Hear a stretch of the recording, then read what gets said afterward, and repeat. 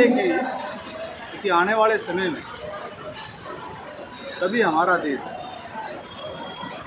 धर्म, संप्रदाय और जाति के आधार पर विभाजित ना हो जाए। बाबा साहब कहते थे और मानते थे। बाबा साहब सबसे पहले मैं भारतीय हूँ और अंत में मैं भारतीय हूँ, ये शब्द उन्होंने अपने मुख से बोले और एक संदेश दिया। बाबा साहब इस देश से कितना प्यार करते थे, ये उनके जीवन से हमें मिलता है। बाबा साहब विदेश में रहे, विदेश में पढ़ाई की, बड़े बड़े अच्छे पदों पर रहे, लेकिन सब वो सुख सुविधाएं त्याग करके भारत आए और भारत की एकता और अखंडता के लिए काम किया।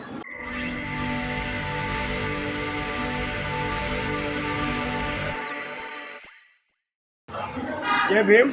मैं मेवालाल और आप देख रहे हैं बहुजन समय। साथियों, आज मैं अम्बेडकर भवन में आया हूँ। यहाँ 10 दिन से श्रमणीय बौद्धाचार प्रशिक्षण शिविर आज समापन का दिन था। काफ़ी बौद्धाचार यहाँ आए, बौद्ध को ग्रहण किया, क्या क्या सीखा, क्या नहीं सीखा। तो जो धारणा बनी है बौद्ध के बारे में, उस धारणा को तोड़ने के लिए हमारे साथ अवसर है। इसे समझूंगा कि आखिर ये क्या सीखे, क्या समझे, जो धारणा बनी है समाज में, उसको कैसे देखते हैं। सर नमो बुद्धाय, जय भीम। सर आप भी आए थे इस शिविर में, आपने क्या देखा और क्या समझा?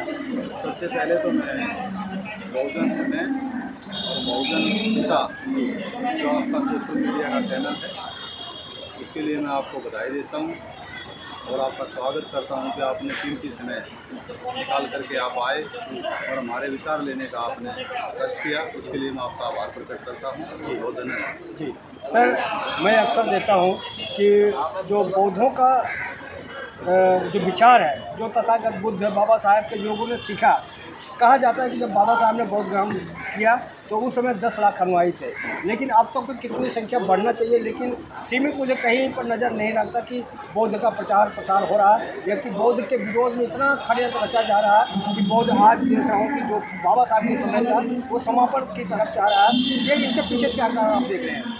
देखिए, भारत जो है वो अनेक धर्मों का देश है। अभी से नहीं, बहुत लंबे समय से।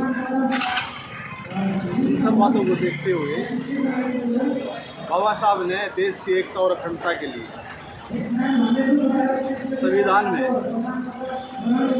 धर्मनिरपेक्ष की स्थापना की, इसलिए कि आने वाले समय में कभी हमारा देश धर्म, संप्रदाय और जाति के आधार पर विभाजित ना हो जाए। बाबा साहब कहते थे और मानते थे। बाबा साहब सबसे पहले मैं भारतीय हूँ और अंत में मैं भारतीय हूँ, ये शब्द उन्होंने अपने मुख से बोले और एक संदेश दिया। बाबा साहब इस देश से कितना प्यार करते थे, ये उनके जीवन से हमें मिलता है। बाबा साहब विदेश में रहे, विदेश में पढ़ाई की, बड़े बड़े अच्छे पदों पर रहे, लेकिन सब वो सुख सुविधाएं त्याग करके भारत आए और भारत की एकता और अखंडता के लिए काम किया। सर मैं आपसे रोक रहा हूँ सॉरी इसके लिए। बाबा साहब को हिंदू विरोधी क्यों प्रचार किया जाता है, जबकि बाबा साहब ने हिंदू को समझाने के लिए, बताने के लिए बहुत प्रयास किया और काफ़ी 20 साल के बाद बौद्ध धर्म ग्रहण किया, क्यों हिंदू विरोधी उनको कहा जाता है? देखिए, बाबा साहब ने ये देखा जो हिंदू धर्म है ये एक नफरत की आंधी है, इसलिए उन्होंने बौद्ध धर्म को अपनाया जो शांति, स्नेह और करुणा में जीवन बनाता है। बाबा साहब आप जानते हैं करुणा के सागर थे और उन्होंने इसी विषय पर काफ़ी काम किया और अंततः भारतीय बौद्ध धर्म को अपना करके और भारत को बौद्धमय बनाना चाहते थे।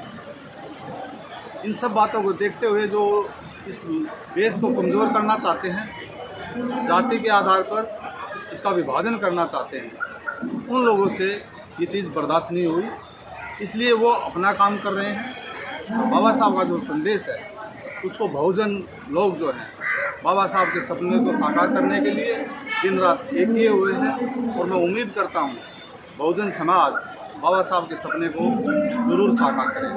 सर, आज पूरे देश में भय का माहौल है। इस समय बुद्ध को कितना ज़रूरत है कि जो भय का वातावरण बना है उसको शांत किया जाए, उसको भाईचारा में तब्दील किया जाए। देखिए, जैसे जैसे हिंदुत्व बढ़ेगा तो भय बढ़ेगा, नफरत बढ़ेगी, भाईचारा खत्म हो जाएगा, और जैसे जैसे बौद्ध में भारत होगा वैसे वैसे शांति का संदेश जो गौतम बुद्ध ने दिया था वो फैलेगा, अमन चैन फैलेगा, और देश विकास और प्रगति की राह पर चलेगा। इसलिए कुछ लोग जो आज पूंजीवादी लोग हैं, जो एक बहुत बड़ा तबका है भारत की अर्थव्यवस्था को अपने काबू में किए हुआ है, वो समय समय पर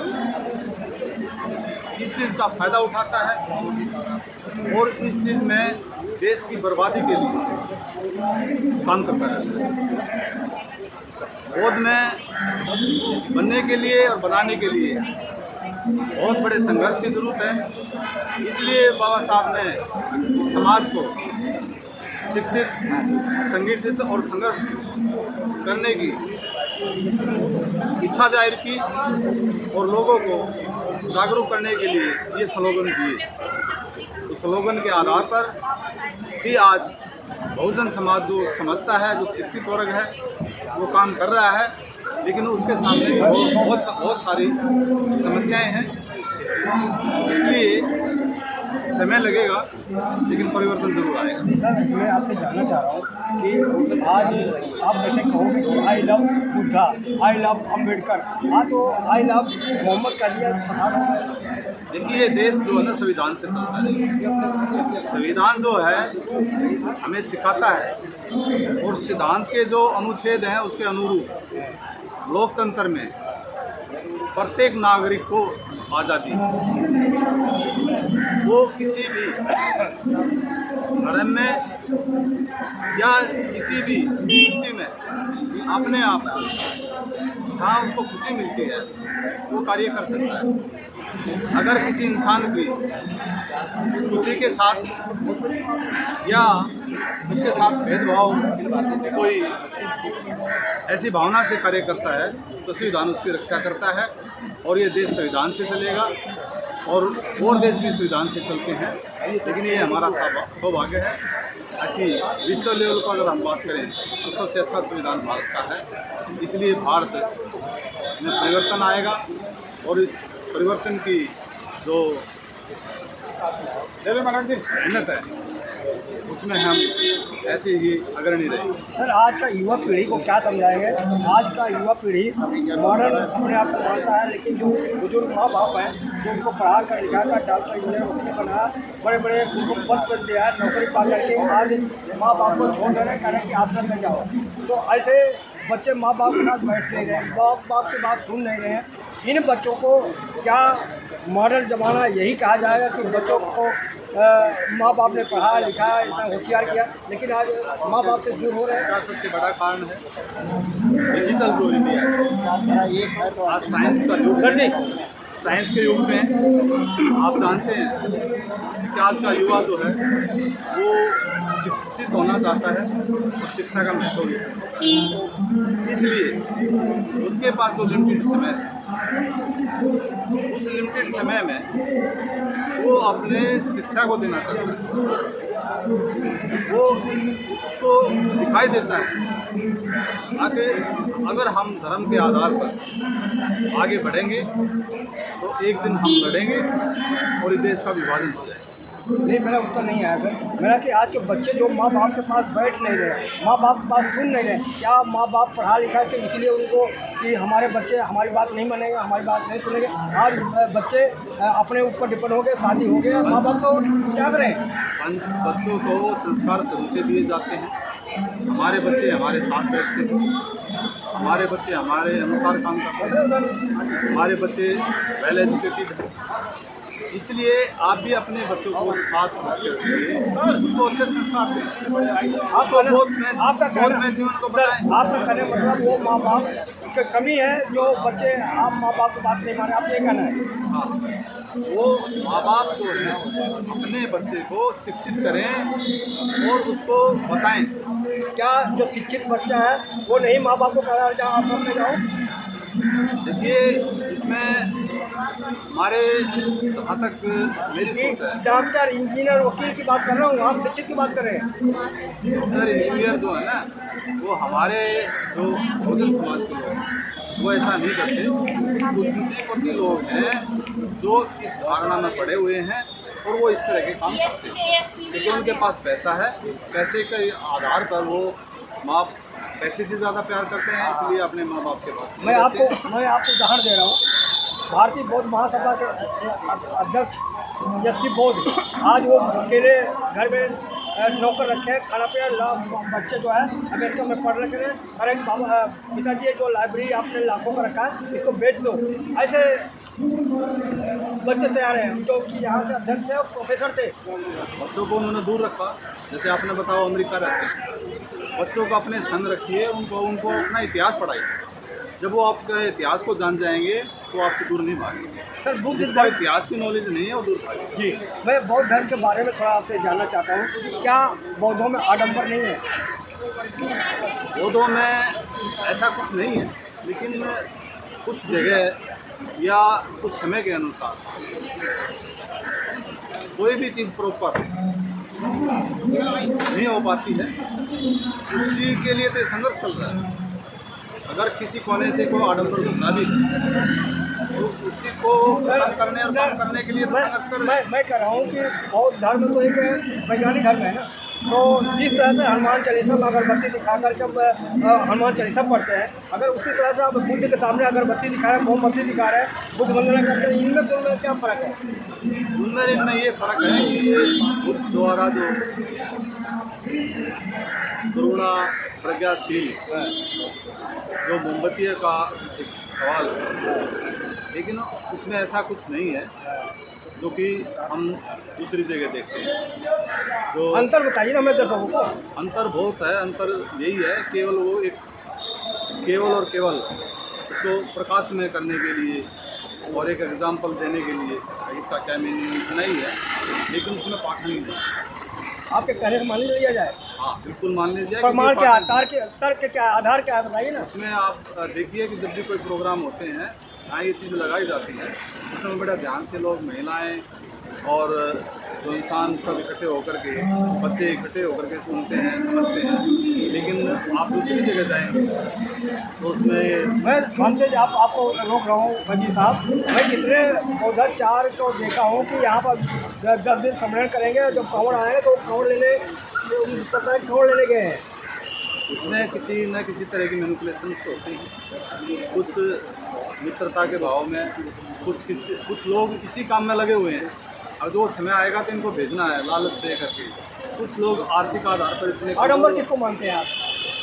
आडंबर आप जानते हैं, आडंबर जो चीज़ नहीं है उस चीज़ के बारे में आपको ये कहना इसको मालूम, मतलब वो बुद्ध क्या कहते थे, अगर आप स्वयं अपने आप को जानिए, अपना दीपक स्वयं बनिए, अपना दीपक दूसरे का आगे। मैं कह रहा हूँ, क्या अगर वैज्ञानिक धर्म बौद्ध धर्म है तो आप कहते हो कि आप जो है जब भी आओ तो सफ़ेद वस्त्र पहन के आइए, आपको ये पंचशील पढ़ना है, ये वैज्ञानिक धर्म में इससे क्या ताल्लुक है? थोड़ा हमें दर्शकों को समझाएं। देखिए, ये ड्रेस कोड है। सफ़ेद से ही और कलर जन्म। सफ़ेद एक ड्रेस है और किसी संगठन बौद्ध की लिखना, बौद्ध जलाना, बौद्ध ये करना, ये क्या है? बौद्ध, देखिए जिस पाठशाला में हम पढ़ते हैं उसका नाम तो होता है। अगर हम उसकी रिस्पेक्ट करते हैं, उसको मानते हैं, तो उसका नाम, मेरे फादर का जो नाम है, अगर मैं नाम ढोल पीटना जरूरी है कि मैं बौद्ध हूँ, बौद्ध हूँ? नहीं, ऐसा कुछ नहीं है। अगर कोई पूछता है तो वो बताता है, तो उसमें गलत ठीक है। नहीं तो ये तो नहीं जरूर गले में टांग लो कि मैं बुद्ध हूँ। वैसे नाम सफिशिएंट है, सरनेम की भी कोई ज़रूरत है। अगर सरनेम आप लगाते हैं तो इसका मतलब देश को कमजोर होती है। अच्छा सर, एक चीज़ और मैं आपसे जानना चाह रहा हूँ, क्योंकि हमारे दर्शकों को बहुत कम आप जैसे लोग मिलते हैं समझाने के लिए, कि जैसा अभी उत्तर प्रदेश में कहा कि गाड़ियों में, बसों में, दुकानों में जात सूचक लगाना वैध नहीं है, अवैध है, वो नहीं लगाना चाहिए। तो क्या सरकार जातिवाद को ख़त्म करना चाहती है? आपका क्या मानना है? नहीं, शायद देखा जाए तो सही मायने में केंद्र सरकार और प्रदेश सरकार जाति पाति को बढ़ावा दे रही है। इसके माध्यम से अनेक ऐसे कार्यक्रम हो रहे हैं जिससे जातिवाद बढ़ रहा है, जिसके कारण अव्यवस्था बढ़ रही है। ये भी किसी से नहीं छुपा है। डेली अखबार में, चैनल में, और आप देख रहे हैं मोदी मीडिया किस रूप में काम कर रहा है।